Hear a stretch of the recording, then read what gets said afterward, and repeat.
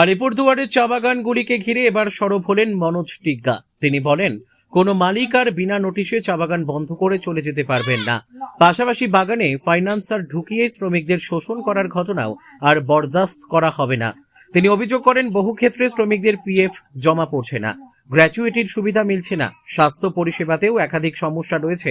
এই সমস্ত বিষয় প্রশাসনের সামনে তুলে ধরা হয়েছে বলে জানান তিনি।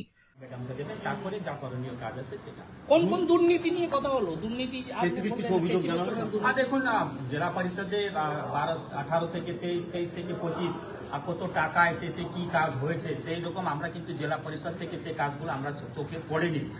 পাশাপাশি গ্রাম পঞ্চায়েত স্তরে যে টাকাগুলো এসেছে সঠিকভাবে ব্যবহার হয়েছে কি হয়নি, পঞ্চায়েত সমিতি স্তরে যে কাজগুলোর জন্য টাকা এসেছে সেটা সঠিকভাবে হয়েছে কি হয়নি, পথশ্রীতে অনেক টাকা এসেছে, কাগজে কাজ হয়েছে, কিন্তু আদতে সেখানে জমিতে কোনো কাজ হয়নি। সেটা তালিকা ব্লক ওয়াইজ আমরা বলেছি যে আমাদের যে এলাকার বিধায়ক তাদের হাতে তুলে দেওয়া। সরকারি যেটা পাড়ায় সমাধান 10 লাখ করে এসেছিল সেটাও কিন্তু শুধু কাগজে কাজ হয়েছে, সেটা জমিতে কাজ হয়নি। সেটাও যাতে আমাদের সম্মানিত বিধায়করা আসেন তার তালিকা পাবেন, এটা তদন্ত হওয়া উচিত।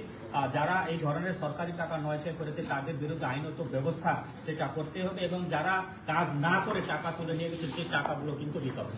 दादा, देखे कि चाय बागान को लेके भी आप श्रम अधिकारी से विशेष तौर पे बातचीत की है, क्या बातचीत हुआ? देखिए, चाय बागान आप लोग जानते हैं कि अलीपुरद्वार चाय बागान को लेकर के है। बहुत सारे मालिक बिना बताए, बिना नोटिस दे चाय बागान बंद करके चले जाते हैं। ऐसा अब नहीं चलेगा।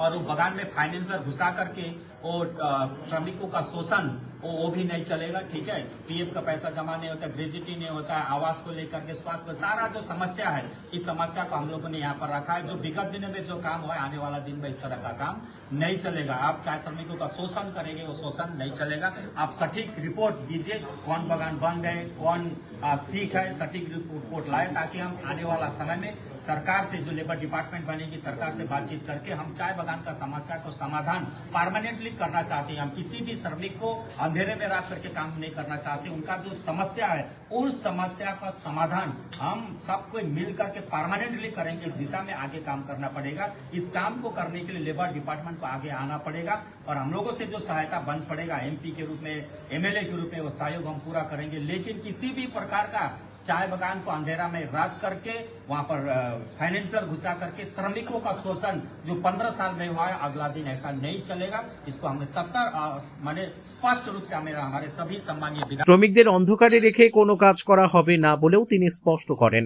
তিনি আরো বলেন, চা বাগানে স্থায়ী মালিক থাকা জরুরি, যাতে বাগান সুন্দরভাবে পরিচালিত হয় এবং শ্রমিকরা ন্যূনতম মজুরি, জমির পাট্টা, পেনশন ও অন্যান্য সুযোগ সুবিধা পেতে পারেন। আসলে অঘোষিত বন্ধ আছে, সেগুলো কি খুঁজতে চলেছে?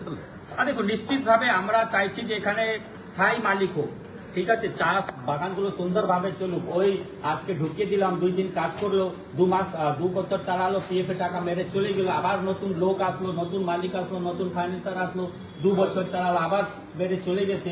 তো লাস্ট কি হচ্ছে, শ্রমিকরা ভিক্টিমাইজ হচ্ছে। এই ধরনের তারা পার্মানেন্ট মালিক থাকবে, সুন্দরভাবে বাগান চলবে, যাতে তারা মিনিমাম ওয়েজ পায়, জমির পাট্টা ওদের জমির অধিকার পাক, তারপর রিটায়ারমেন্টের 18 থেকে 60 2-1 বছর বাগান চালিয়ে মালিক পাল্টে যাওয়ার সংস্কৃতি আর চলবে না বলেও হুঁশিয়ারি দেন তিনি।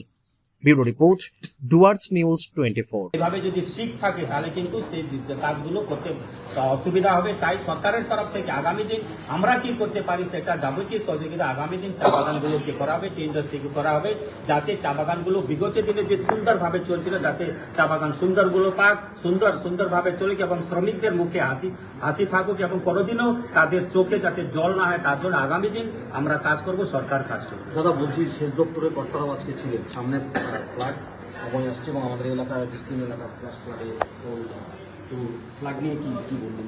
দেখুন, আমরা বলেছি যে এখন তো যেরকম যে জায়গাতে ফ্লাড এসেছিল, যেরকম শালকুমারে যেটা সিসামারা নদী আছে, এখানে সুভাষিনীতে তোষা নদী ঢুকেছিল, আরো ওইদিকে বাসরা নদীতে সমস্যা আছে। সেই সমস্যাগুলো এখন পার্মানেন্টলি না হলে যাতে জল না ঢুকে তার ব্যবস্থা করতে হবে, এবং এখনই প্ল্যান প্রজেক্ট করতে হবে, যাতে আগামী দিন আমরা এই জায়গাতে একটা পার্মানেন্ট ব্যবস্থা করতে পারি, যাতে জল না ঢুকে, জল না ওঠে, মানুষকে নিজের প্রাণ হারাতে না হয়। তার সেই জন্য সতর্কভাবে কাজ করার জন্য আমাদের যত বিধায়করা আছেন সকলেই সেই ইরিগেশন ডিপার্টমেন্টকে বলেছেন।